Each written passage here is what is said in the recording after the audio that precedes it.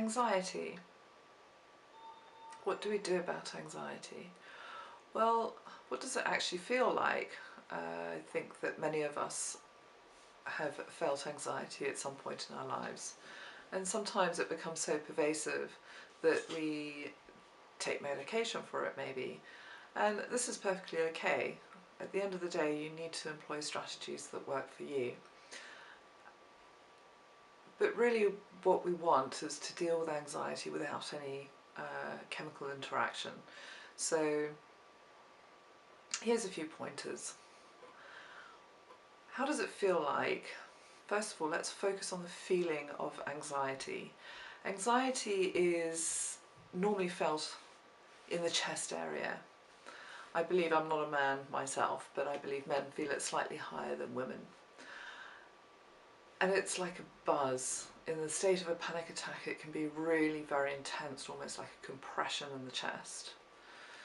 There may be thoughts and memories that come with you during anxiety, but generally speaking, anxiety, when you're having an anxiety attack, it's very difficult to focus your mind on singular thoughts. Your mind starts flitting in all sorts of places, or it just starts repeating the same phrases over and over and over again. It's also physically very debilitating as well. You feel like there is too much effort involved, or it's just really uncomfortable to move, but yet on the same subject of physical movement, relaxing is really difficult. So anxiety can be a very intense feeling of physical discomfort. So I think that's why we hate it so much, don't we? Another thing about anxiety is that it's very difficult to interact with people. Often we just find people intensely irritating. It's like scratching on a chalkboard. So when we're in a high state of anxiety, we may have a very short temper, snap at people, and be incredibly stressed with any situation that now has to be dealt with. One thing to note is that anxiety and depression are not the same thing. They're very different. Anxiety often leads to depression, however, because depression becomes almost a coping strategy for anxiety. When we look at the energetic implications of anxiety, then we can understand why. The energetic meaning behind anxiety is imagining you're in a boat in a river, and the river suddenly starts flowing really, really fast. So fast that it makes you feel uncomfortable and you start paddling upstream. Well, anxiety is that feeling of feeling out of control and needing to control the flow and the paddling against the flow. So it's one of the feelings of resistance. That river is your energy of wants and desires, and effectively what's happened is that your wants and desires have become out of whack with your being who you are in the moment. So in effect, you are wanting far more than you are actually being, so that you can get what you want. And this is quite a good way to distinguish between anxiety and depression, because anxiety is actually being in that river and experiencing that flow, no matter how uncomfortable it's feeling for you. Depression is when that becomes so uncomfortable that the only way you feel you're able to cope is to get out of the river completely, and you end up standing there watching the flow without actually participating in it in any way. So what can we actually do about anxiety? How can we manage this? And this is really important to know this all the way through your life, so it doesn't matter where you are right now.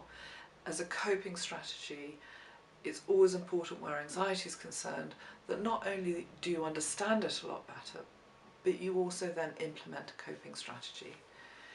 If you are experiencing panic attacks or anxiety attacks, the best thing you can do for yourself is just to close your eyes and imagine you're on a roller coaster. And allow yourself to let go. Stop holding on and stopping the roller coaster from moving. Just let go and just ride that flow. And the anxiety will pass very quickly. And the more you practice this, the easier it will get and the quicker the anxiety will pass. Normally when there is a case of panic attacks and anxiety attacks, there is an underlying feeling of anxiety that's there all the time. And in fact, I think the vast majority of people on this planet are feeling a constant underlying buzz of anxiety within their body. So you may not be able to close your eyes, your lifestyle may not permit it, or you may be driving a car. So another way that you can cope with anxiety, and this is the way that I would really recommend that everybody does on a regular basis, and that is to, as frequently as possible, to check if that buzz is there in your body. And if the buzz is there in your body, then raise your conscious awareness of that buzz. Literally make it your focus for a moment and then say to yourself the following affirmation. I can feel this underlying buzz of anxiety in my body, and that's okay. I don't know why it's there, and that's okay too. I have this buzz and I will live with this buzz until it is ready to leave me. And you really have to do this as frequently as possible. So as frequently as you can remember. It's a practice that you would need to really focus on to establish. And once it's there, after a period of time, any constant buzz that you have in your body right now will eventually dissipate. And then any new buzz coming in, you will be aware of it immediately because you've now identified it. You are consciously aware of what it feels like. And when it returns, you're able to deal with it straight away. Anxiety is a normal part of the physical makeup that we have as humans. So it's not a bad thing to have anxiety. It's one of the feelings we have to let us know where we are vibrationally and that maybe there's some things there that we need to tidy up. So don't feel bad about having anxiety, and you're certainly not a weak person for having anxiety. Everybody gets anxiety, whether they care to admit it or not. And if you're not admitting that you have anxiety, but you're watching this video, then I can guarantee that you have that buzz. You just haven't identified it yet.